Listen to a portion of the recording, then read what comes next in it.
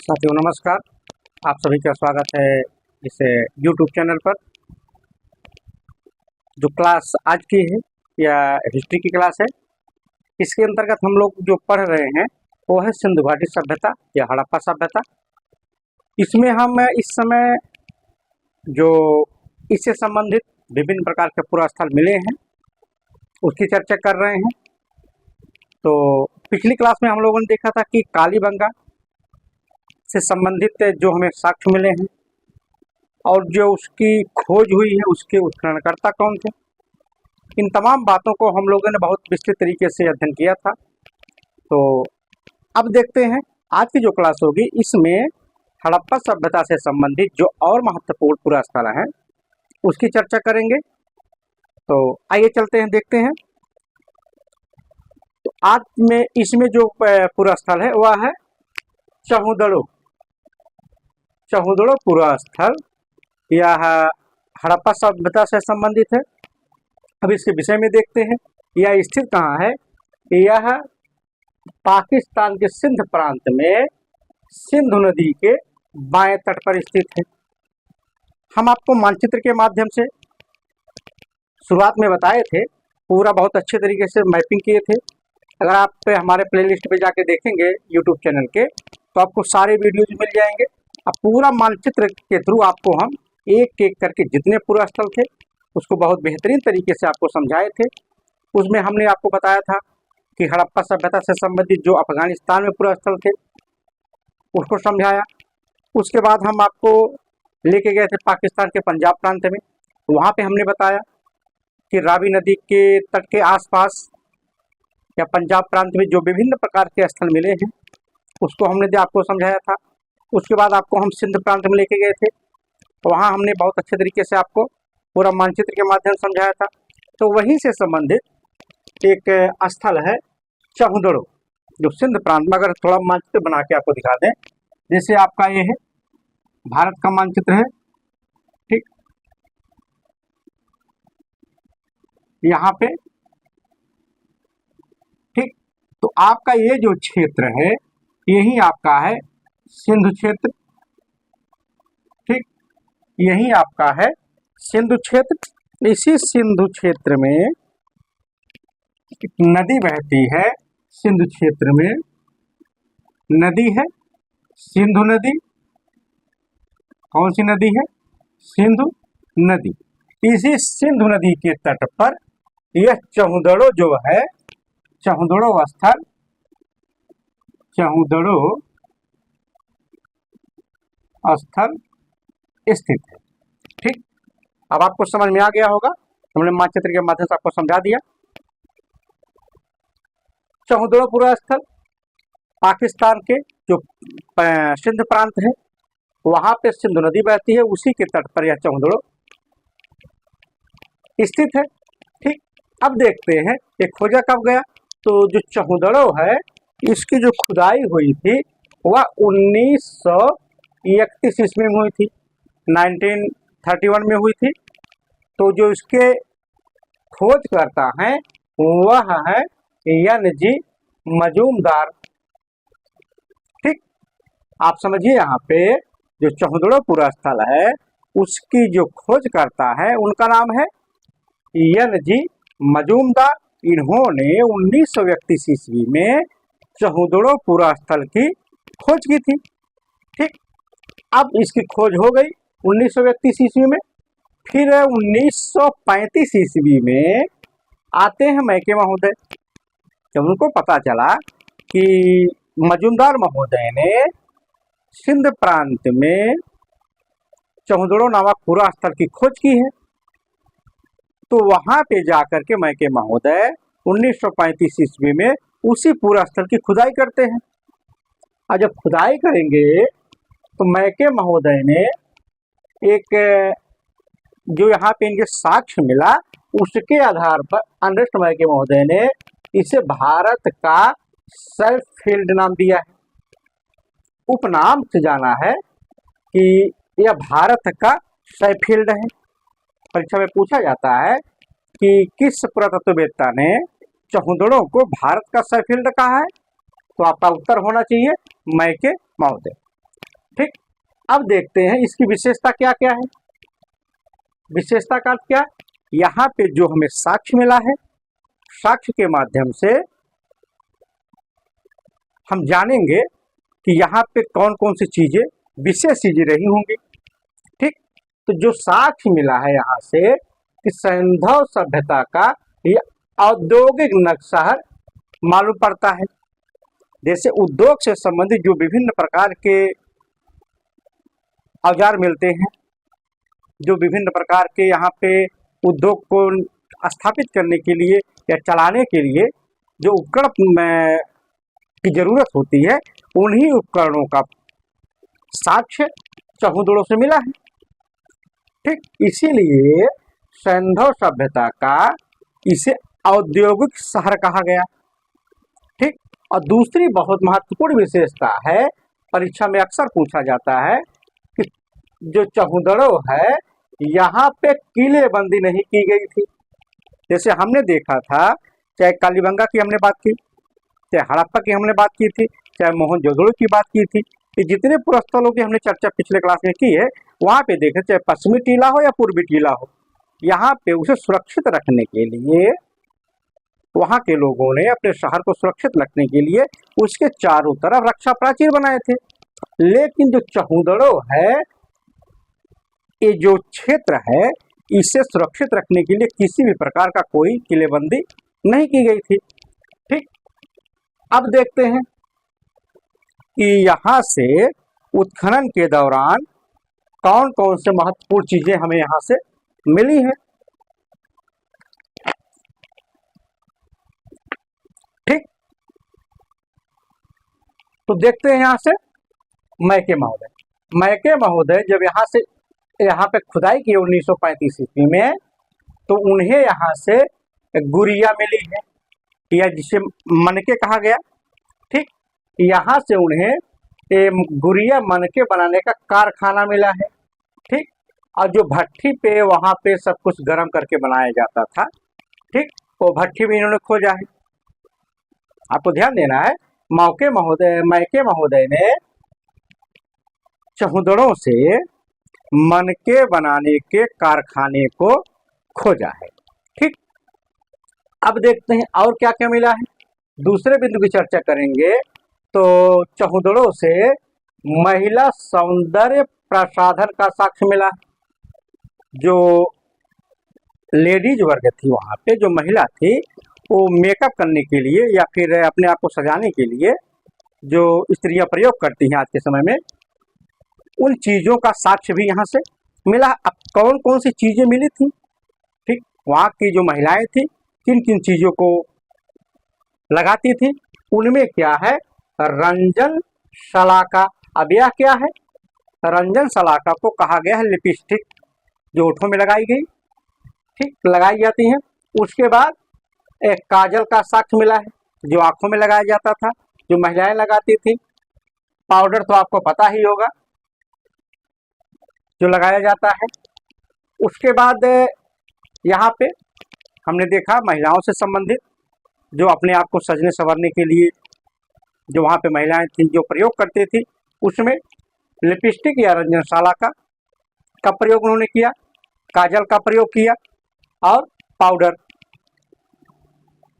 ये सारी चीजें अगर वहाँ पे मिली है तो आज के समय में भी यही सब चीजें महिलाएं प्रयोग करती हैं। ठीक, अर्थात ये जो परंपरा है काफी पुरानी है, ठीक, सजने संवरने की।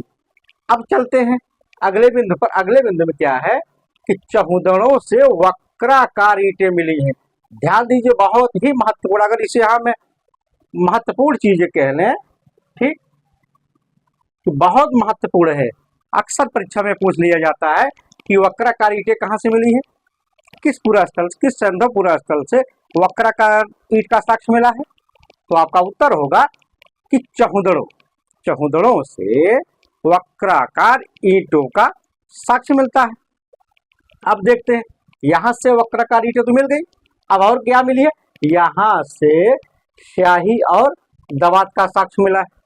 अर्थात अगर हम इसकी चर्चा करेंगे स्याही और दवात की, तो हम मान के चलेंगे कि वहाँ पे शिक्षा की व्यवस्था रही होगी, लोग लिखना पढ़ना जानते रहे होंगे। ठीक, तभी जाकर के स्याही और दवात का प्रयोग वहां पे हुआ होगा। ठीक, अब यहाँ पे हमने देख लिया, फिर चलते हैं अगले बिंदु पर। अगले बिंदु हम देखेंगे, यहाँ पे मिला है तांबे का मत्स्य कांटा। जो मछली पकड़ने के लिए जो व्यक्ति कांटे का प्रयोग करते थे वह तांबे का बना है। ठीक, अब चलते हैं अगले पे, देखते हैं अगले बिंदु में क्या है कि यहाँ पे भाला फेंकते हुए अर्थात चौहदड़ों में भाला फेंकते हुए नर्तक पुरुष की खंडित मूर्ति प्राप्त हुई है। चौहदड़ों से जब उसकी खुदाई हुई तो वहां पे एक नाचते हुए पुरुष की मूर्ति मिली है जो कि खंडित है, टूटी हुई है। वह क्या कर रहा है, एक भाला फेंक रहा है। ठीक, अर्थात नाचते हुए वह भाले को फेंक रहा है। उसी का साक्ष्य यहाँ पे चौहदड़ों से मिला है। ठीक, अब यहाँ पे देख लीजिए, अब चलते हैं अगले बिंदु पर। अगले बिंदु में क्या मिला है, अगले बिंदु मिला है कि मिट्टी की गाड़ी का मॉडल। ये भी बहुत महत्वपूर्ण है, परीक्षा में पूछा जाता है कि मिट्टी की गाड़ी का मॉडल का साक्ष्य कहाँ से मिला है, तो चौहदड़ों से मिला है। ठीक, अब देखते हैं आगे क्या। एक मॉडल में गाड़ी वान के हाथ में चाबुक दिखाया गया है, अर्थात जो मिट्टी का मॉडल यहाँ से मिला है, ठीक, उस पे जो गाड़ी वान है, जो गाड़ी को हाँक रहा है, वो अपने हाथ में एक चाबुक लिया है, डंडा लिया है, जिससे वह गाड़ी को हाँक रहा है। ठीक, अब चलते हैं अगले बिंदु पर। अगले बिंदु में क्या है कि वहां से जो मुहर मिली है चौहदड़ों से, उस पर 3 घड़ियालों 2 मछलियों का अंकन मिला है। चौहदड़ों से कुछ मुहरें मिली हैं जिसमें एक मुहर पर उस क्या अंकन है, 3 घड़ियाल और 2 मछली का साक्ष्य मिला है। ठीक, अब चलते हैं अगले बिंदु पर। अगले बिंदु में है कि चौहदड़ों से झूंकर और झांगर संस्कृत का अवशेष मिलता है। ठीक, चौहदड़ों से झूंकर और झांगर संस्कृत का अवशेष मिलता है। ये झूंकर और झांगर जो संस्कृत है ये हड़प्पोत्तर काल की है, अर्थात हड़प्पा जो विकसित हड़प्पा थी उसके बाद के समय की ये संस्कृति है। ठीक, उसका साक्ष्य आपको चौहदड़ों से मिलता है। अब चलते अगले बिंदु पर। चौहदड़ों से खिलौना बनाने का कारखाना मिला है, ये भी बहुत महत्वपूर्ण है।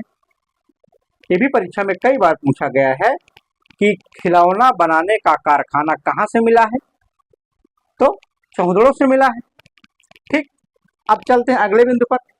तो चौहदड़ों से मिट्टी की पकी हुई नालियों के प्रयोग का साक्ष्य मिला है। बहुत महत्वपूर्ण है कि परीक्षा में पूछा जाता है पकी हुई मिट्टी से जो नालियां कहाँ से बनाई गई हैं, तो आपका उत्तर होगा चौहदड़ों से मिली हैं या चौहदड़ों में बनाई गई है। ठीक, अब चलते हैं अगले बिंदु पर। अगले बिंदु में है कि चौहदड़ों से एक ईंट मिली है, एक ईंटा मिला है, उस पे क्या है, कुत्ते द्वारा बिल्ली का पीछा करते हुए दिखाया गया है। अर्थात हम कह सकते हैं चौहदड़ों से जो उत्खनन करता है उनको एक ईंट मिला है जिस पर एक कुत्ता है जो किसी बिल्ली को दौड़ाए हुए है, अर्थात कुत्ते द्वारा बिल्ली का पीछा करते हुए उनके पैरों का जो साक्ष्य है, तो यहाँ से चौहदड़ों से मिला है। ठीक, अब देखते हैं कि चौहदड़ों से तांबे के 2 गाड़ियों के मॉडल का साक्ष्य मिला है। चौहदड़ों से तांबे का बना हुआ गाड़ी का मॉडल मिला है, प्रारूप मिला है। ठीक, तो हमने देखा कि जो महत्वपूर्ण तथ्य थे जो यहाँ से उत्खनन के दौरान पुरातत्ववेत्ताओं को मिला है उसकी चर्चा की। अब आपको ध्यान देना है जितने हमने बिंदुओं को चर्चा की ये सब बहुत महत्वपूर्ण है। आपको हर एक बिंदु पर आपको ध्यान देना है। आप पे 2 बार पढ़िए, 3 बार पढ़िए, लेकिन हम आशा करते हैं इसके इतर कुछ भी परीक्षा में नहीं पूछा जाएगा। सारे तथ्य को हमने यहाँ पे रख दिया चौहदड़ों से संबंधित। अब चलते हैं जो दूसरा महत्वपूर्ण स्थल है यहाँ पे, वो है रोपड़। अब रोपड़ की चर्चा कर लेते हैं। जो रोपड़ पूरा स्थल है सैंधव काल से संबंधित, ये कहाँ पे स्थित है? यह पंजाब में स्थित है। अब इसका जो वर्तमान नाम है वह है रूपनगर। परीक्षा में पूछा जाता है कि रोपड़ का वर्तमान नाम क्या है। ठीक, तो रूपनगर हो गया। कभी कभी परीक्षा में ये भी पूछ लेता है कि रूपनगर का नाम क्या है। तो रोपड़ मतलब परीक्षा में पूछने का जो तरीका होगा, ठीक, थोड़ा अलग हो सकता है, उसका जो स्वरूप होगा थोड़ा बदल देंगे, लेकिन आपका उत्तर इसी में मिल जाएगा। ठीक, देखते हैं जो रोपड़ पूरा स्थल है यह पंजाब में, जो भारत का जो क्षेत्र पंजाब है उसमें है कि जो सतलुज नदी है इसके बाएं तट पर स्थित है। ध्यान दीजिए, जो रोपड़ पूरा स्थल है, जो भारत का जो पंजाब क्षेत्र है, उसमें जो सतलुज नदी है इसके बाएं तट पर रोपड़ पूरा स्थल स्थित है। अब देखते हैं इसे खोजा किसने। तो 1950 ईस्वी में बीबी लाल ने इसको खोजा। बीबी लाल महोदय ने, ब्रिज बिहारी लाल महोदय ने 1950 ईस्वी में रोपड़ की खोज की और आगे चल करके यज्ञदत्त शर्मा ने इसका उत्खनन कार्य किया। ठीक, अब चलते हैं, अब देखते हैं इसकी विशेषता क्या है। इसकी बहुत ही महत्वपूर्ण विशेषता है, परीक्षा में पूछा जाता है कि स्वतंत्रता प्राप्ति के बाद जब भारत 1947 में आजाद हुआ, उसके बाद सबसे पहले खोजा गया कौन सा स्थल है? तो आपका उत्तर होगा रोपड़। ठीक, अर्थात हम बात करेंगे कि भारत की आजादी के बाद खोजा गया या उत्खनन किया गया पहला स्थल कौन सा है, पूरा स्थल कौन सा है? तो आपका उत्तर होगा रोपड़। जब यहाँ की खुदाई हो गई, अब यहाँ पे साक्ष्य क्या मिला है? यहाँ से साक्ष्य मिला है कि मालिक के साथ कुत्ता दफनाने का साक्ष्य मिला है। अब ध्यान दीजिए, यहाँ पे खुदाई के दौरान रोपड़ से ये मालिक को दफनाया गया है, एक मनुष्य को दफनाया गया है जिसके साथ एक कुत्ते को दफनाया गया है। ठीक, अर्थात हम कह सकते हैं कि यहाँ पे जो समाधान की व्यवस्था रही होगी, जो कब्र में दफनाने की व्यवस्था रही होगी, उसके साथ उसकी प्रिय वस्तुओं को भी दफनाने का प्रचलन रहा होगा, परंपरा रही होगी। तो यहीं पे है मालिक के साथ कुत्ता दफनाने का साक्ष्य आपको रोपड़ से मिला है। और सबसे महत्वपूर्ण चीज क्या है कि रोपड़ से ही हड़प्पा काल से लेकर मध्य युग तक का साक्ष्य मिला है। मध्य काल तक, जो हड़प्पा से लेकर मध्य काल तक कुछ न कुछ साक्ष्य यहाँ से मिला है। अगर और हम बात करें तो रोपड़ से ही चंद्रगुप्त मौर्य के कुछ सिक्के भी मिले। चंद्रगुप्त मौर्य के कुछ सिक्के अगर की बात की जाए कहाँ से मिला है, तो रोपड़ से मिला है। आपको हर एक बिंदु पर ध्यान देना है, सारे बिंदु महत्वपूर्ण हैं। ठीक, अब आपको आइए देखते हैं एक दूसरा पूरा स्थल है, वह है सुरकोटदा। सुरकोटदा पूरा स्थल की चर्चा हम कर लेते हैं। तो अगर इसकी स्थिति की बात करेंगे तो यह गुजरात का जो कच्छ क्षेत्र जिला है वहां पे मिला है। ठीक, जब हम आपको मानचित्र के माध्यम से पहले समझा रहे थे, बता रहे थे, उसमें हमने आपको गुजरात के क्षेत्र में जो समुद्र का किनारा है, यहाँ पे हमने 2 क्षेत्रों की चर्चा की थी। उसमें आपका एक था कच्छ का क्षेत्र। ठीक, यही कच्छ का क्षेत्र है जहाँ पे सुरकोटदा नामक पूरा स्थल मिला है। ठीक, अब इस स्थल की खोज अगर बात करें इसकी हम 1964 ईस्वी में जगपत जोशी ने किया था। ठीक, सुरकोटदा जो पूरा स्थल है उसकी खोज 1964 ईस्वी में जगपत जोशी महोदय ने किया था। जब इन्होंने यहाँ की खुदाई कर ली, तो जब खोज कर ली, तो यहाँ पे जो उन्हें साक्ष्य मिला है, अब देखते हैं साक्ष्य क्या क्या मिला है। यहाँ पे जो साक्ष्य मिला, एक कब्र को बड़े आकार के पत्थर से ढका गया था। यहाँ पे एक कब्र मिली है सुरकोटदा से, जिसे एक विशाल पत्थर से ऊपर से ढक दिया गया था। ठीक, अब देखते हैं कि जो यह कब्र मिली है, अभी तक ज्ञात सैंधव शव विसर्जन की परंपरा का सबसे नवीन प्रकार थी। अब तक हम लोगों ने देखा था, जितने हम लोगों ने चाहे हड़प्पा में देखा, चाहे चौहदड़ो में देखा, चाहे कालीबंगा में देखा, कि जो तमाम प्रकार के हमने देखे थे, उसको शव को जो दफनाया गया कब्र में, तो मिट्टी से आराम से ढक दिया गया था। ठीक, जो उसमें रखना था उन्हें, उनसे संबंधित प्रिय चीजें उनकी रख करके उन्हें आराम से मिट्टी से ढक दिया। लेकिन सुरकोटदा में जब वह शव को दफनाया गया कब्र में, तो दफनाने के बाद एक बड़ा सा पत्थर लिया गया और कब्र को उसी पे लगा के ढक दिया गया। ठीक, अर्थात यह एक नवीन प्रकार था। ठीक, नवीन प्रकार की व्यवस्था थी ढकने की। ठीक, अब देखते हैं खुदाई में और क्या मिला। यहाँ पे भेड़िया या घोड़े की हड्डियां का साक्ष्य मिला है। अर्थात हम बात करें सुरकोटदा नामक पुरा स्थल से भेड़ियों और घोड़े की हड्डियों के साक्ष्य मिले। परीक्षा में अक्सर पूछा जाता है कि घोड़े की हड्डियों के साक्ष्य किस हड़प्पाई पुरा स्थल से मिला है, तो आपका उत्तर होगा सुरकोटदा। आपका उत्तर क्या होगा? सुरकोटदा। ठीक, अब आगे चलते हैं। आगे देखेंगे कि सुरकोटदा से कुल 4 कलश सवाधान का साक्ष्य मिला है। 4 कलश सवाधान का साक्ष्य आपको सुरकोटदा से मिला है।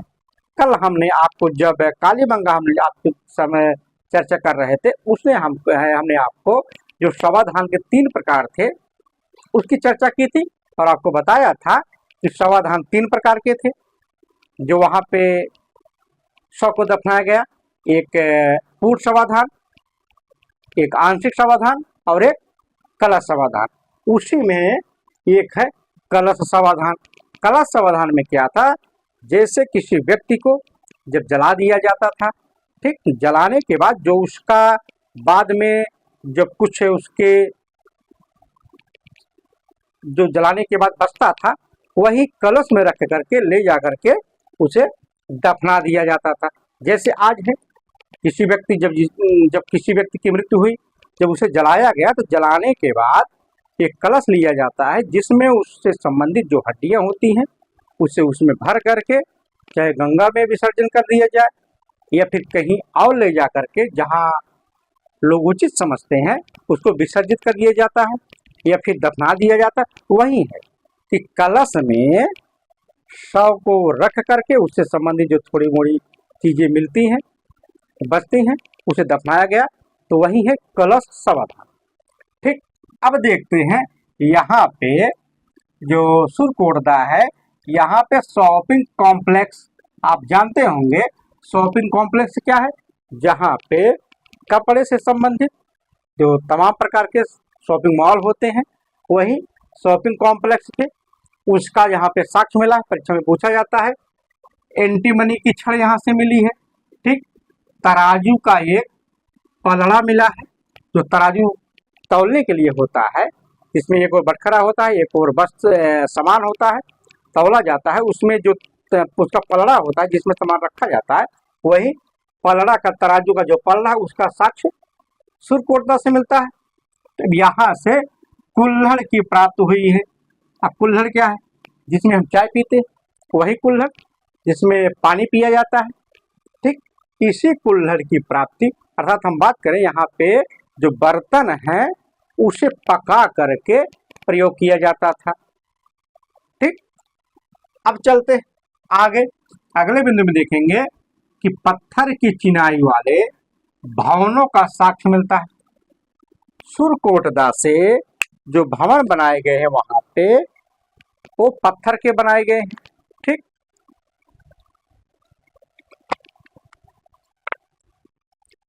अर्थात पत्थर की चिनाई वाले भवनों का साक्ष्य सुरकोटदा से मिला है। ठीक, अब आते हैं अगले बिंदु पर।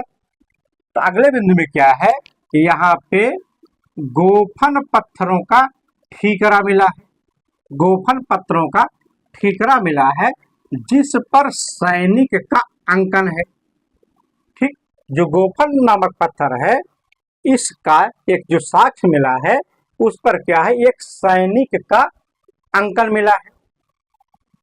इससे पुरातत्ववेत्ताओं ने अनुमान लगाया कि सुरकोटदा में जो वहां की व्यवस्था थी वहां पे अस्थाई सेना बनाने की परंपरा रही। ठीक, अर्थात अस्थाई सेना का प्रमाण कहां से मिला है, तो सुरकोटदा से मिला है।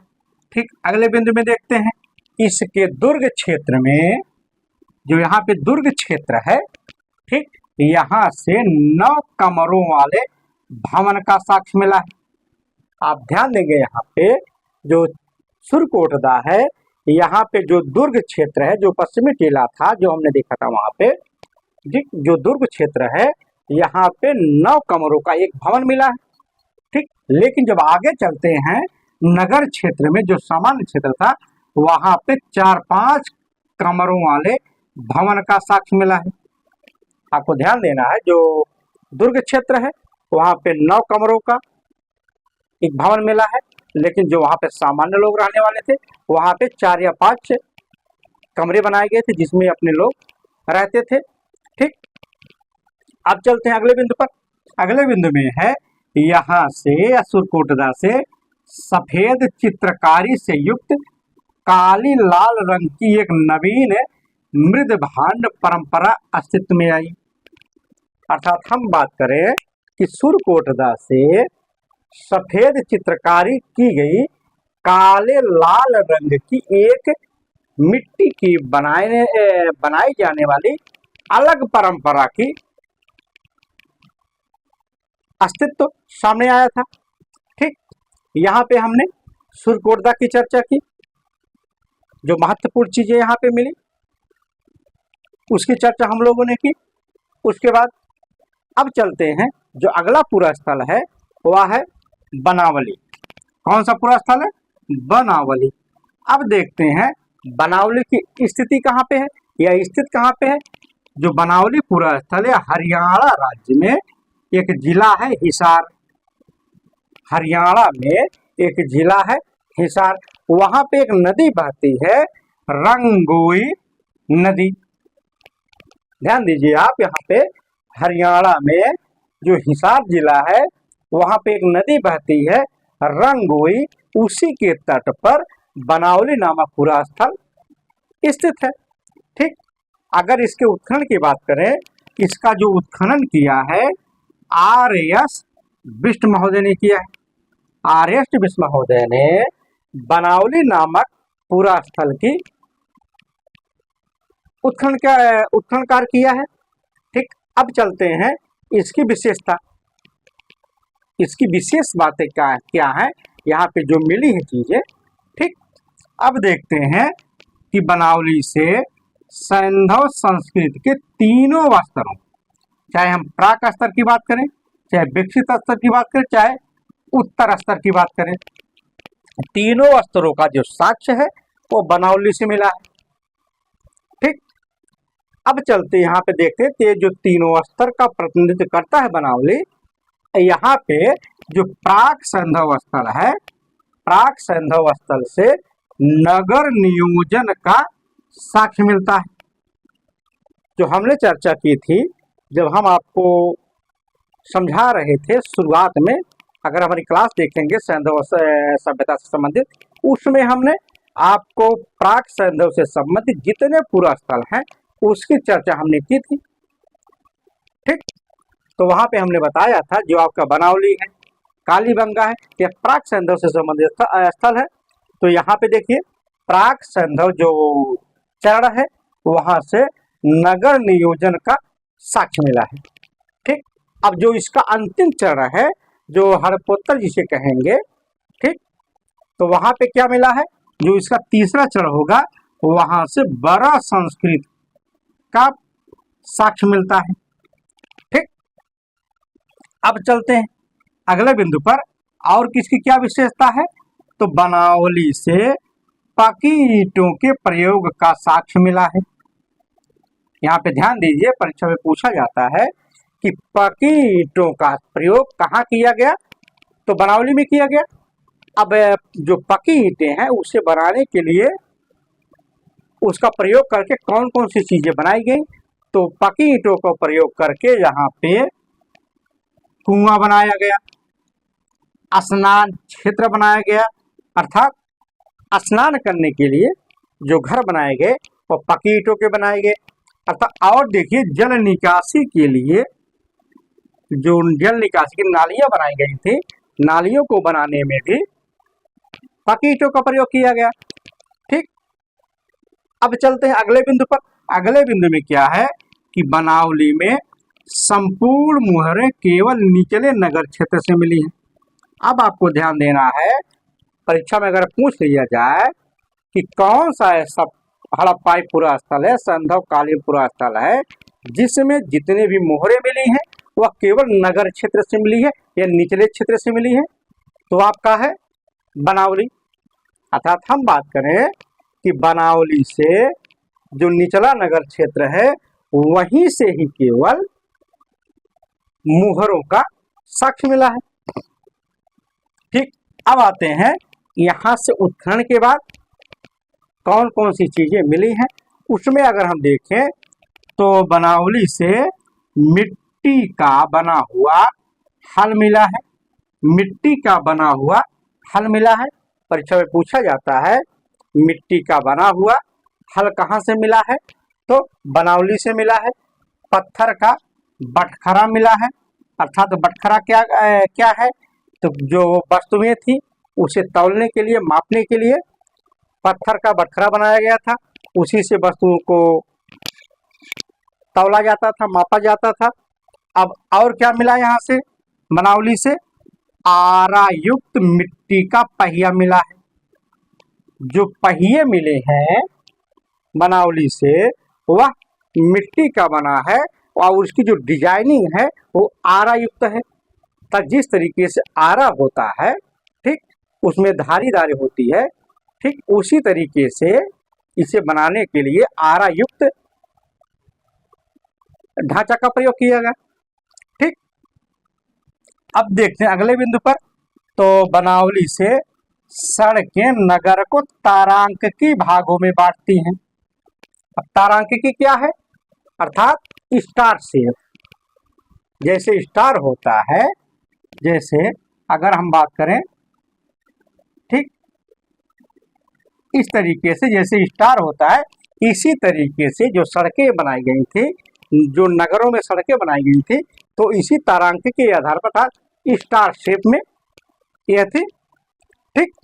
अब चलते हैं अगले बिंदु पर। इसमें क्या है कि बनावली के एक बहुकक्षीय धनाढ्य व्यापारी का मकान मिला है। बनावली की जब खुदाई की गई वहां पे पुरातत्ववेत्ताओं ने देखा कि वहां पे एक धनाढ्य व्यापारी का घर मिला है जिसमें कई कमरे, ठीक। और उन कमरों में रसोई घर भी था, शौच घर भी था और धावन पात्र था, अर्थात किसी चीज को धोने के लिए, साफ सफाई के लिए इसका प्रयोग किया गया। तो अगर हम फिर एक बार चर्चा कर लें तो बनावली के एक बहुकक्षीय धनाढ्य व्यापारी के मकान से रसोई घर, शौच घर, धावन घर मिले, ठीक। अब चलते हैं अगले बिंदु पर। यहाँ पे क्या है कि बनावली से एक जौहरी के मकान से सोना, कार्नेलियन पत्थर, लाजवर्ग पत्थर के मनके प्राप्त हुए हैं। अब देखते हैं यहाँ पे जब खुदाई की गई तो बनावली से एक सुनार का घर मिला है, सुनार के मकान से सोना मिला है, कार्नेलियन जो काफी महंगा पत्थर होता है उसका साक्ष्य मिला है, लाजवर्द पत्थर जो है उसका साक्ष्य मिला है। इन्हीं तमाम चीजों का प्रयोग करके मन के बनाए गए थे। ठीक, तो यहाँ इन सभी का साक्ष्य मिलता है। इन तमाम चीजों को, चाहे सोना की बात करें, कालेनियम पत्थर की बात करें, लाजवर्द की बात करें, ठीक, इन्हीं तमाम चीजों को देखते हुए, साक्ष्यों को देखते हुए जो पुरातत्ववेत्ता है, विद्वान है, उन्होंने बनावली को समृद्ध लोगों का शहर कहा है। अर्थात उन्होंने देखा और अनुमान लगाया कि जो बनावली क्षेत्र है यह अमीर लोगों का शहर रहा होगा, इसमें बड़े बड़े लोग रहे होंगे। ठीक, अब चलते हैं अगले बिंदु पर, यह भी बहुत महत्वपूर्ण है। तो बनावली से बहुत से घरों में, जो भी वहां पे घर मिले हैं, वहां से अग्निकुंड की प्राप्त हुई है। ध्यान दीजिए, बहुत महत्वपूर्ण ये भी है। ठीक, तो बनावली के बहुत से घरों में अग्निकुंड की प्राप्त हुई है।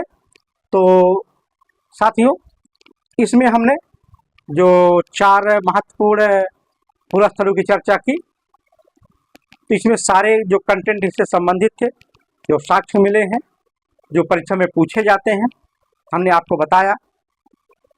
तो हम आशा करते हैं आपको समझ में आया होगा। तो आप लोग हमारा सहयोग करिए। अगर आप तक वीडियो हमारा पहुंचे तो इसे शेयर कर दीजिए और हमारे चैनल को सब्सक्राइब कर दीजिएगा, लाइक कर दीजिए। आप कमेंट करके बताइए कि और हम क्या चीज़ें आपको आप तक पहुंचा सकते हैं। तो इससे क्या होगा, इससे हमारा मनोबल बढ़ेगा। बस आपको एक काम करना है, हमारे चैनल को आप सब्सक्राइब कर दीजिएगा, ताकि आपको सारी क्लासेज बिना किसी पैसे की, फ्री ऑफ कॉस्ट आपको मिल जाएंगी। जो प्रैक्टिस सेट होता है टॉपिक वाइज, वो भी आपको मिल जाएंगी। आप हमारा सहयोग करिए, हम आपको सारी क्लासेस फ्री में पढ़ा देंगे। टीजीटी, पीजीटी, एलटी से संबंधित जो आपका सिलेबस है वो आप तक पहुंचता रहेगा। तो फिर मिलते हैं अगली क्लास में।